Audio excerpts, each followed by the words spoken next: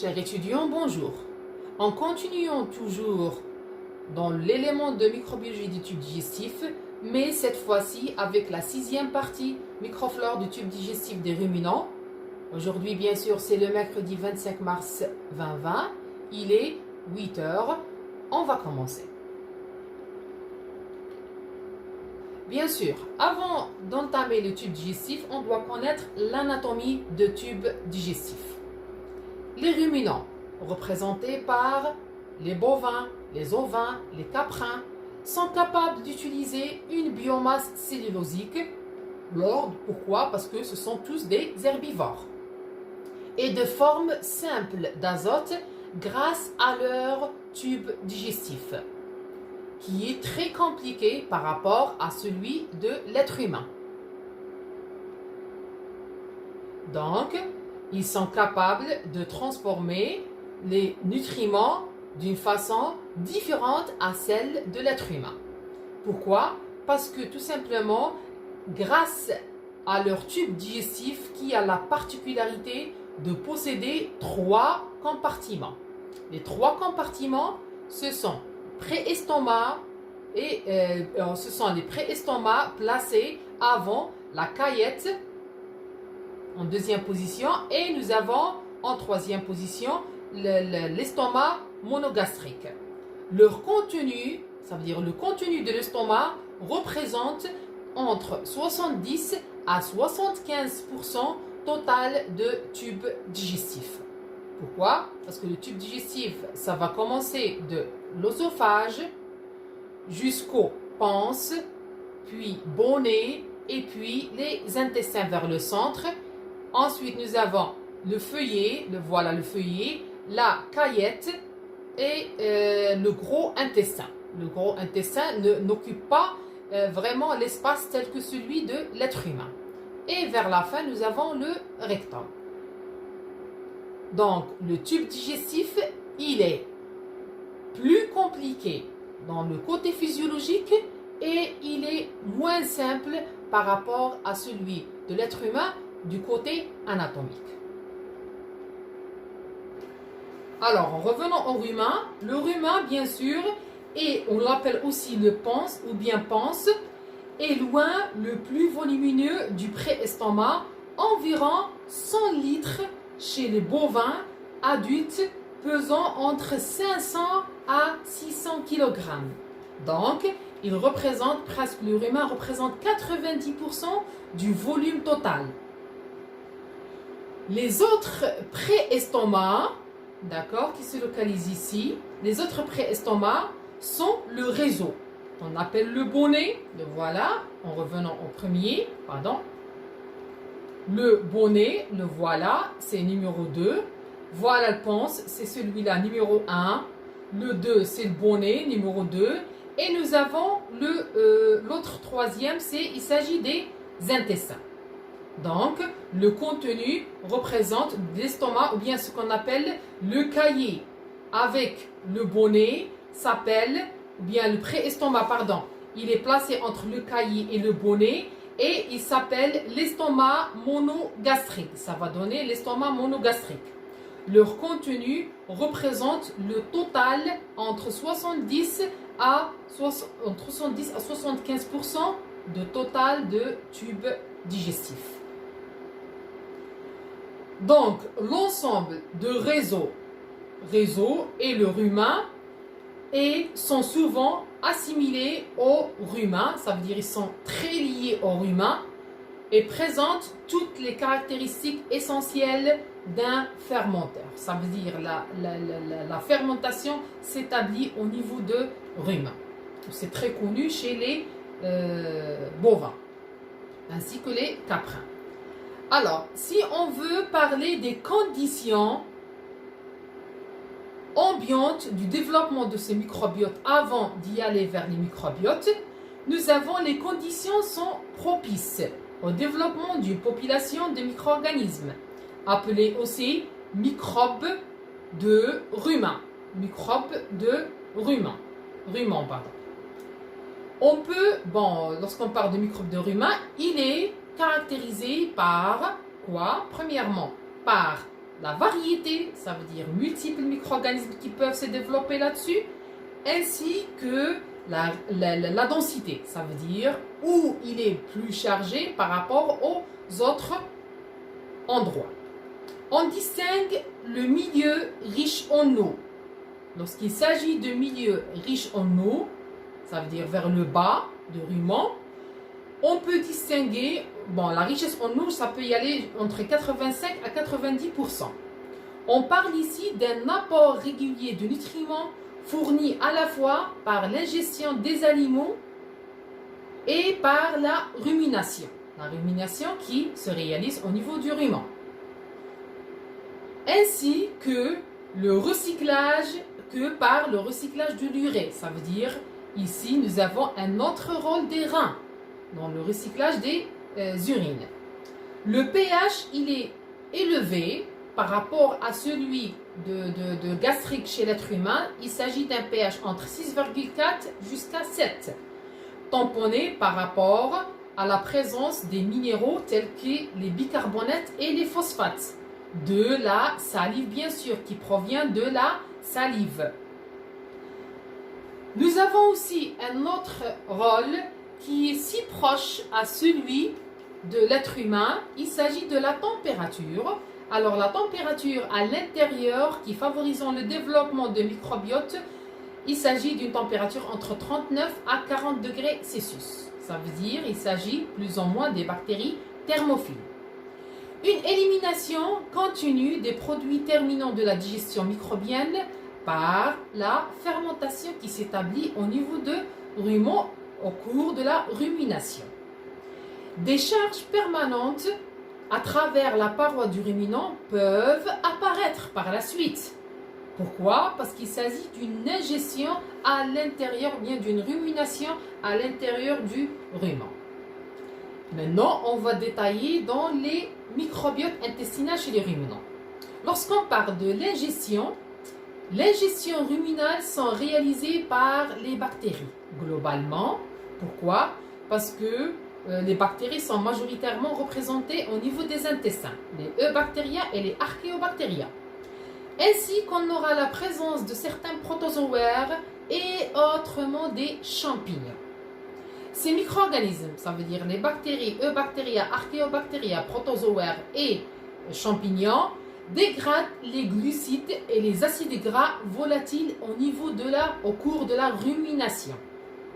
Elles transforment une partie de protéines ingérées et hydrolysent les triglycérides et autres esters. Ça veut dire qu'ils ont un effet bénéfique sur la bonne dégradation et l'assimilation des nutriments chez une vache par exemple ou bien chez un mouton.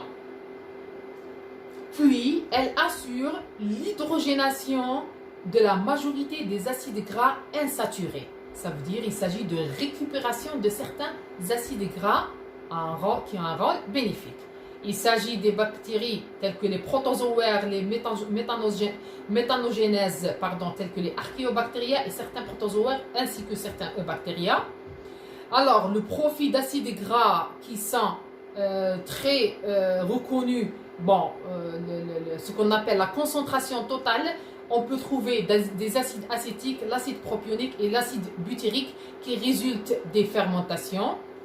Lorsqu'on parle de la structure, il s'agit d'une largeur totale des papilles et l'épaisseur de couche des papilles à l'intérieur des intestins et qui aide à la bonne digestion mécanique d'un part et biologique d'autre part.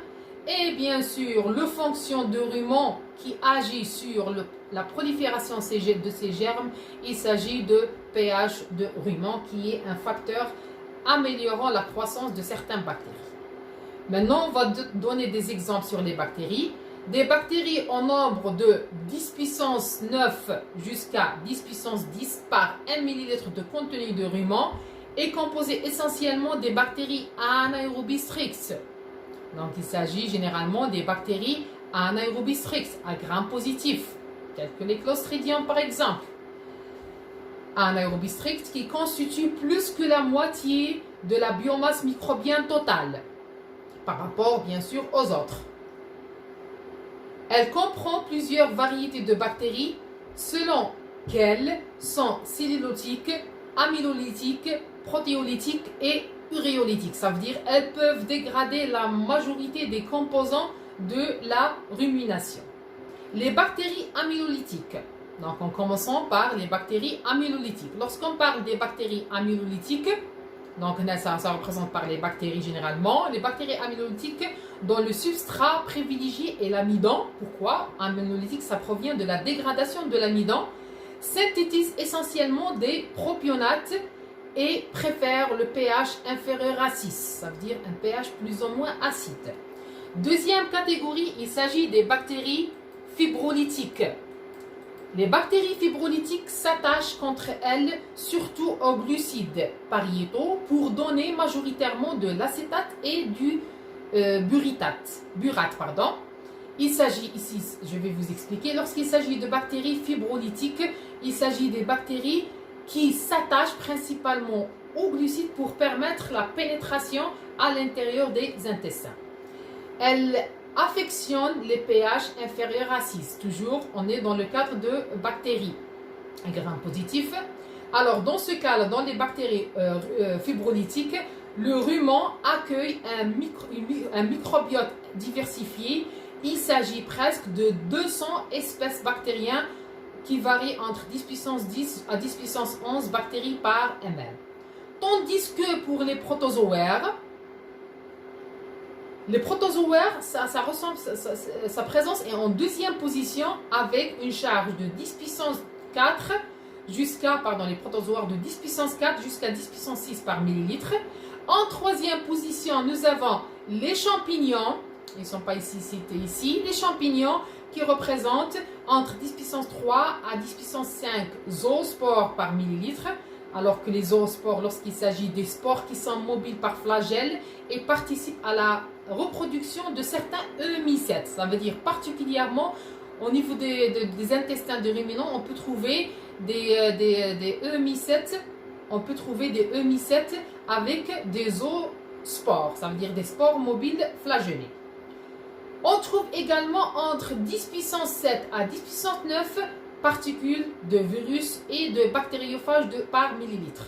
Ça veut dire, lorsqu'on parle de bactériophages, c'est les bactéries qui stabilisent ou bien qui tuent certains virus qui attaquent certaines bactéries. Ou bien c'est un type de stabilisation de virus.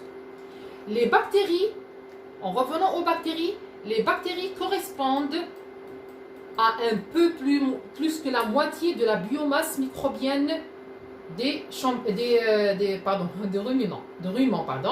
Les 3/4 de ces bactéries sont fixées à des particules d'aliments, ça veut dire par l'apport nutritionnel. Elles sont constamment éliminées par la prédation des protozoaires ruminants ou évacuées vers le feuillet et le tube digestif, le reste du tube digestif. Donc, ces pertes sont compensées par la croissance régulière de la population microbienne à l'intérieur de cette rumen. Alors, maintenant, on va citer les principales espèces fibrolytiques sont fibrobactères. Il n'est pas cité ici, il s'agit de fibrobactères, il s'agit de Succinogenes, il s'agit de Ruminococcus albus, il s'agit de Ruminococcus flavifaciens, il s'agit de Bityrovibrio fibrosolvens, et ces espèces adhèrent aux particules fibreuses et synthétisent des enzymes actives sur les glucides pariétaux. Par exemple, le cellulose, pourquoi? Parce que ce sont des herbivores généralement. Les herbivores consomment des produits riches en cellulose, en hémicellulose et en pectine.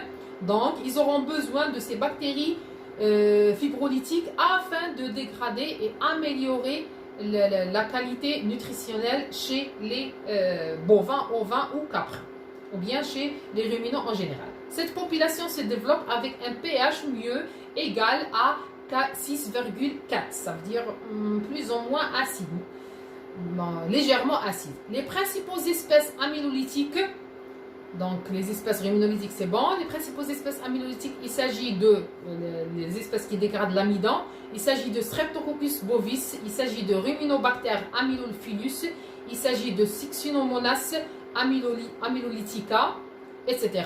Donc toutes ces espèces, elles agissent dans un pH égal à 6. Mais, une petite dernière information, il n'existe pas des bactéries strictement protéolytiques chez les ruminants. Par contre, les bactéries, généralement, une grande partie, c'est les bactéries amylolytiques, les bactéries fibrolytiques, etc. La lipolyse, généralement, se réalise avec Anaerovibrio lipolytica et certains types de bactéries Butyrovibrio. Donc, il s'agit de la lipolyse. La biohydrogénation ruminale est très complexe par rapport. Pourquoi? Parce qu'il s'agit de retenir un peu d'eau, dans ce cas-là, de retenir un peu d'eau au niveau du rumen. Donc, ça nécessite vraiment beaucoup de travaux pour chercher la biohydrogénation ruminale. Pourquoi? Parce que ça se développe en plusieurs étapes successives. Il s'agit des bactéries qui sont impliquées dans ce cas de l'hydrogénation. Il s'agit de Butyrovibrio. Donc, je vais vous donner l'exemple cité sur ce tableau. Donc, nous avons le traitement, ça veut dire l'additif d'origine chimique. Nous avons les microbiotes ciblés, ça veut dire le mode d'action. Et nous avons l'efficacité. Donc, je vais prendre quelques exemples. Par exemple, lorsqu'il s'agit des antibiotiques ionophores, ils sont interdits en Europe depuis janvier 2006. Donc, elles agissent sur les bactéries gram-positives, sur les archéas. Ils ont un effet transitoire, ça veut dire que ça peut réagir une autre fois. Et ils ont été éliminés. Pourquoi? Parce qu'il y avait le problème de prions, qui sont des protéines qui causent la vache folle. Deuxièmement, les halogènes des méthanes, H4. Il s'agit des archéobactéries. Ils sont transitoires ou bien parfois toxicité selon l'espèce. Nous avons les extraits des plantes, les huiles essentielles, etc. qui vont agir sur les bactéries, les protozoaires et les archées. Donc, à démontrer in vivo. Donc, il s'agit toujours des travaux en cours, etc. Mais lorsqu'on ira vers les probiotiques, le cas de levure et bactéries vivantes, les microbes ciblés, c'est ça, acétogène, toujours à démontrer in vivo, ça veut dire les travaux sont toujours en cours. Et dernièrement, les procédés biotechnologiques, il s'agit de l'utilisation de certains bactériocines qui vont agir sur les bactéries à gram-positif et les archéas. Toujours les travaux sont en cours. Ça veut dire qu'il s'agit de certains essais, de l'administration de certains composés aux ruminants afin d'avoir l'action sur le microbiote des ruminants. En deuxième position, après avoir parlé sur les bactéries, on va détailler sur les protozoaires. Alors, les protozoaires, surtout particulièrement ceux qui sont ciliés. Nous avons ici, ce ne sont pas ciliés, mais ceux qui sont ciliés, dans la population comprise entre 10 puissance 4 jusqu'à 10 puissance 6, et parfois pour certains revues, c'est 10 puissance 5 et 10 puissance 6 par individu par millilitre du contenu de ruminants. Ils sont vraiment présents dans les ruminants. Il s'agit de Endotinium caudatum ou bien Epidinum ecodatum. Donc, ce sont des organismes, bien sûr, eucaryotiques unicellulaires et microscopiques, bien sûr. Ils sont une taille variable entre 20 à 100 fois plus grande par rapport aux bactéries, mais 10 puissance 4 fois, mais 10 fois moins nombreux par rapport aux bactéries. Ils sont moins nombreux. Vous voyez avec moi, les bactéries, c'est 10 puissance 9 à 10 puissance 10, alors c'est le double presque de 10 puissance 4 à 10 puissance 6, qui sont environ présents au niveau de jus de rumen, ça veut dire au niveau de l'intérieur de rumen.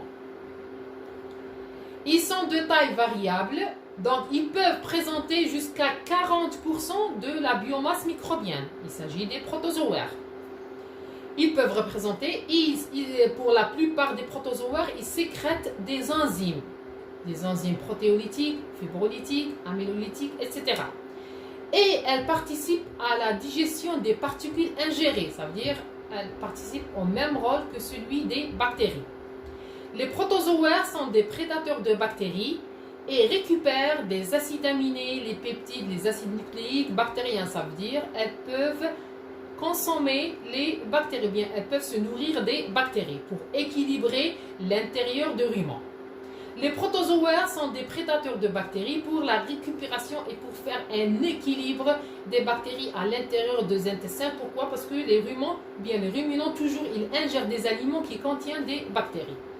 En troisième position, nous avons les champignons. Alors, pour les champignons, ils sont plus fréquents chez les ruminants tropicaux.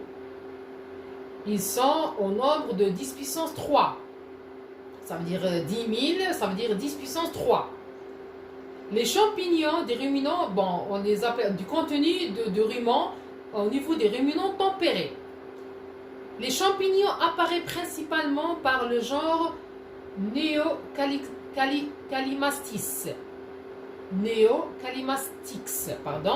Pyromyces, Caecomyces, et qui sécrètent de nombreuses enzymes interviennent dans la digestion des glucides par eau. Ça veut dire elles jouent un rôle accompagnatrice, elles jouent un rôle d'accompagnement de celui des bactéries. Ils ont une activité protéolytique faible. Pourquoi? Parce que c'est le même cas que chez les bactéries. Leur contribution à la dégradation des glucides cytoplasmiques est peu connue. Ça veut dire jusqu'à nos jours, ils n'ont pas pu déterminer est-ce qu'ils dégradent les glucides cytoplasmiques ou non. Ces valeurs-là, 100 000 milliards, 10 000 milliards et 10 000 champignons, il s'agit d'un volume calculé par 150 litres de rumen chez une vache. Donc, il s'agit d'un seul millilitre par de liquide, ça veut dire 100 milliards par millilitre, 10 milliards de protozoaires par millilitre et 10 000 de champignons par millilitre. En dernier, nous avons les archéas. Les archéas, bien sûr, au sein de microbiote ruminal, elles figurent, les archéas sont très répandus au niveau du rumen, particulièrement les méthanogènes. Ils figurent également archées méthanogènes qui utilisent d'hydrogène pour la production le H2 produit par certains métabolismes bactériens en conditions d'anaérobie et réduisent le dioxyde de carbone, ça veut dire le CO2. Elles réduisent le CO2 avec le H2 produit à l'intérieur pour produire ce qu'on appelle le méthane, le CH4, bien le méthane. Alors cette réaction est nécessaire car à la présence d'un excès important de H2 et un excès en CO2, d'où il y a la nécessité d'avoir les archéobactériens afin de réduire ces deux composés à l'intérieur de rumen. Cette réaction, bien sûr, elle est très primordiale pour le fonctionnement de rumen. Dans le gros intestin, ce sont principalement les bactéries acétogènes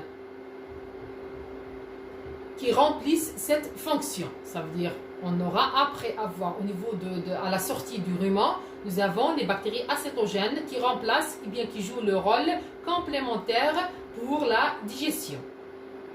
Les archées ne participent pas directement à la digestion des ruminants, mais elles participent à la diminution de certains composés de la fermentation à l'intérieur du rumen. Les archées, donc, ils jouent un rôle intermédiaire pour diminuer le H2 et le CO2 et le réduisent en méthane. Donc, elles forment une population peu abondante et probablement peu diversifiée ou encore peu connue, mais elle sera peu diversifiée. Pourquoi? Parce que le rôle, généralement, il s'agit des Archaeobacteria méthanogènes.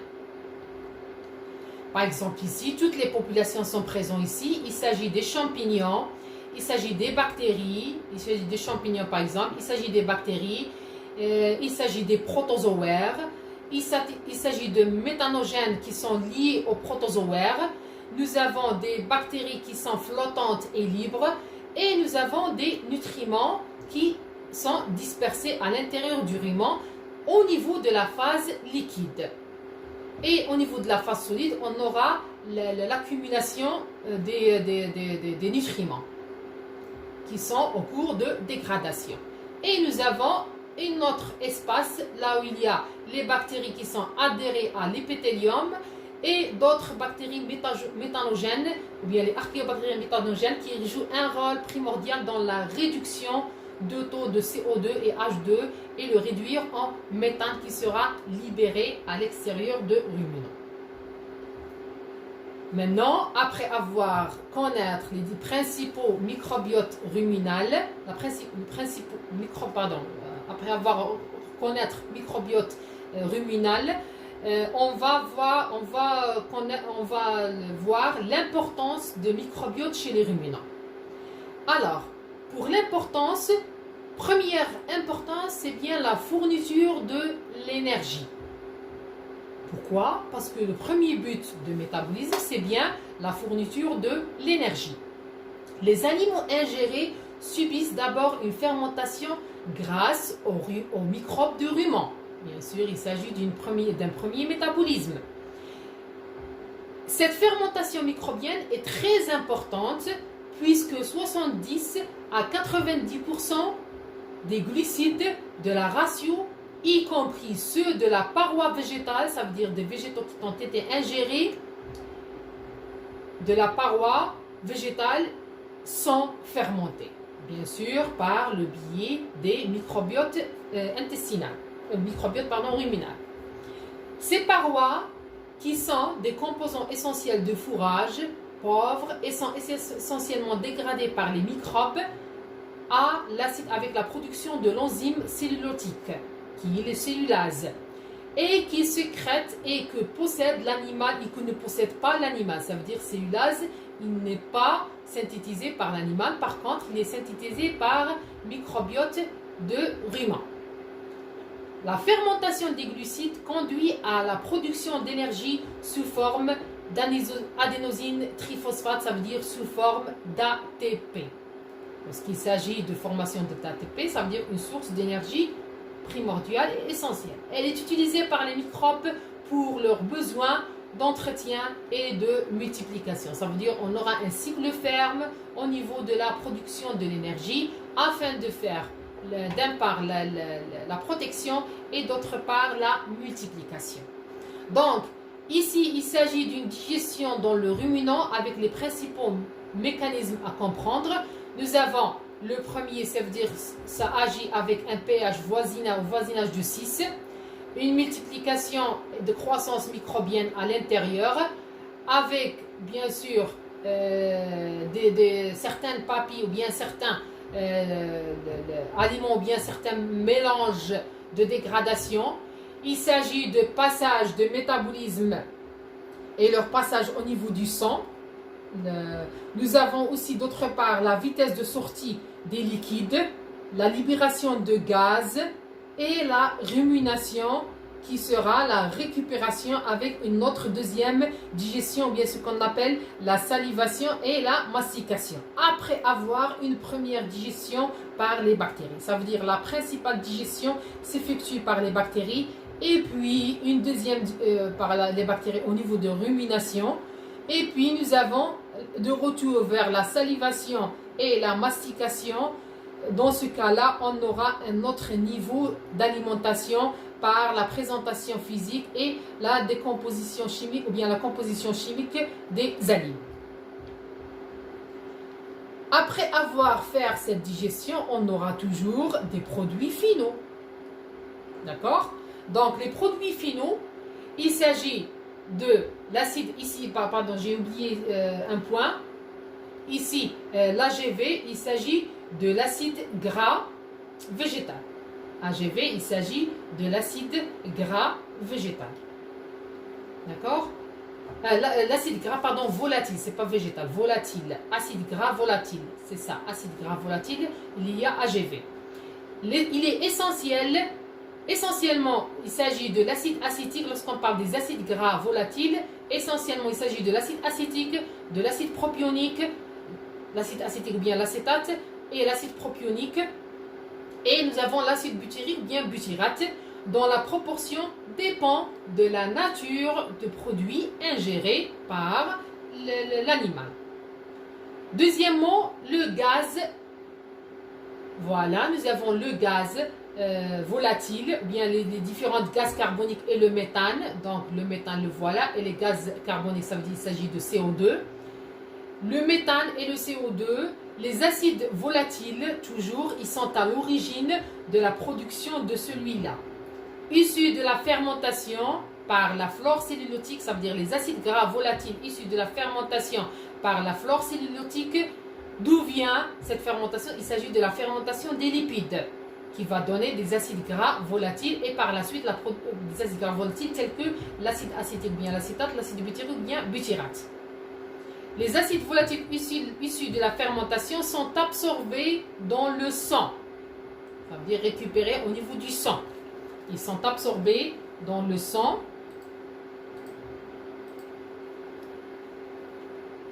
Surtout à travers la paroi du rumen. Ça veut dire à travers la paroi du rumen, on aura l'absorption de ces acides gras volatiles.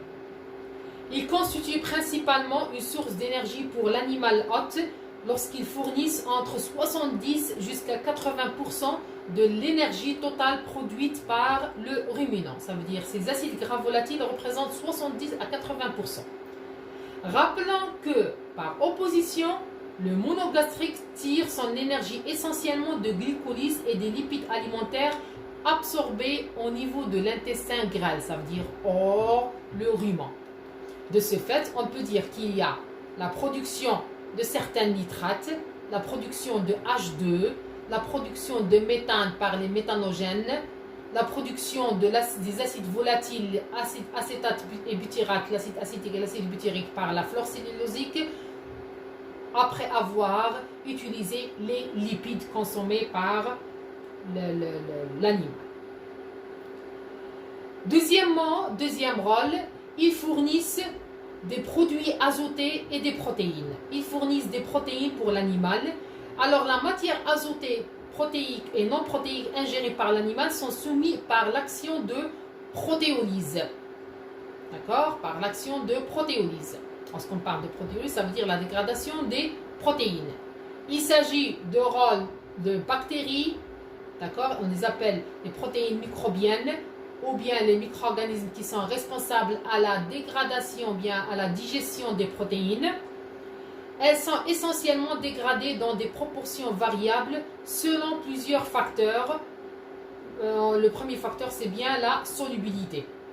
Les matières azotées non protéiques des aliments, comme le cas de l'urée, c'est une matière protéique, mais de matière azotée non protéique, comme l'urée, il peut être ajouté à la ratio, ça veut dire ils sont dissous généralement et hydrolysés en ammoniac.